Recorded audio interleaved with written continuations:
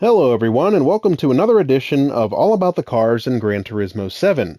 In this video, we're going to learn all about the 1989 Nissan Fairlady Z 300ZX TT 2-seater. Now, this car can only be purchased at the used car dealer in Gran Turismo 7 and is currently valued at 52,400 credits.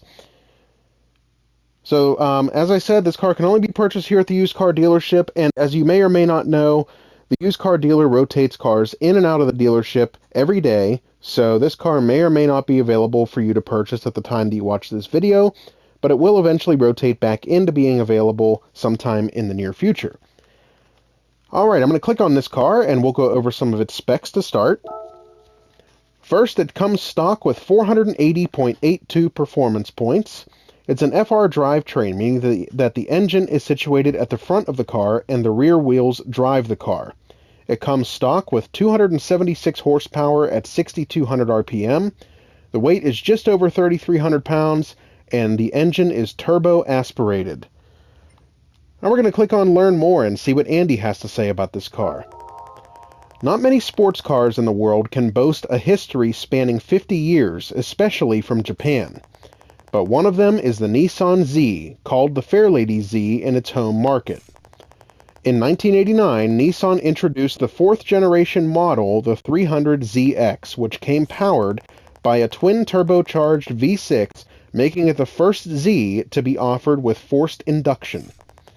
This resulted in the engine becoming the first to reach the 276.1 horsepower limit adopted by Japanese manufacturers.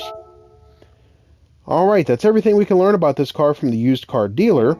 So we're going to back out to the main menu now, and I'm going to go to the garage where I'll get into this car and we'll learn some more about it. So I'll click on Change Car here. We've got to scroll down to N for Nissan.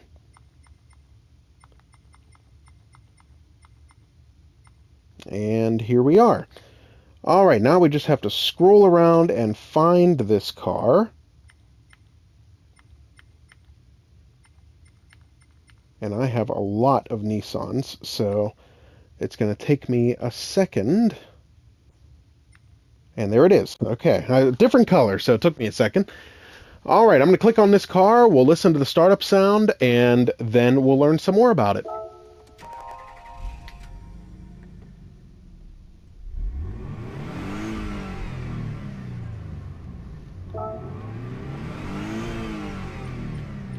Alright, we're going to click on Car Collection and go to this vehicle where we'll learn some more by reading a description about it. With its tidy exterior design, this fourth-generation Z car was a handsome sports car for the global market. The Nissan Fairlady Z was sold as the Nissan 300ZX outside of Japan. The Z32, appearing in 1989, was the first complete transformation for the Fairlady Z. It came in a wide, flat body, turning 180 degrees from the narrow, long body designs that lasted 3 generations. It was sized as a global sports car, not restricted by the size classes of the Japanese market. Its steering characteristics were changed drastically. As soon as the steering wheel is turned, the nose slices into the corner, and the wide tread gave it a high level of potential. This Z opened new doors as a cornering machine while maintaining its performance as a GT. Again, the Z dropped European thoroughbreds into a hole of despair. At the heart of this car was a compact V6 with a low center of gravity. Even though it is an FR, it was given a front midship layout with the engine located as far back as possible to make the front and rear weight distribution close to 50-50. Aiming for the global market, the engine size was fixed at 3 liters and producing 226.8 horsepower in the NA, or naturally aspirated, and 276.1 horsepower in the twin turbo. Its performance decorated the end of the 20th century. Its suspension used advanced designs as well, and even features like an ABS that does not transfer shock to the brake pedal, were things that went beyond the usual standards of the time. In 1992, a convertible model was added to the lineup and was greatly welcomed in its main market of California. So some great information about this car from the Gran Turismo description. We're going to back out to the main menu once again, And we're going to make a pit stop at the cafe where we'll see if anybody's here to talk to us about this car. Sometimes there is, sometimes there isn't. And there's one person here, and that is Shiro Nakamura. So we'll see what he has to say. For a car that came 2 generations after the S30, this one has rediscovered its Z-ness. 3-dimensional undulations of the body are restrained, and the design theme is simple yet bold. The flush surface of the side glass and body around the door section was an American design trend at the time.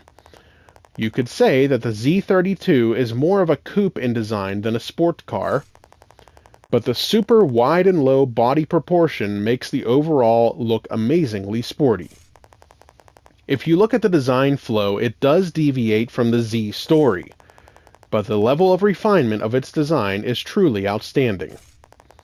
That's why the car is still so popular.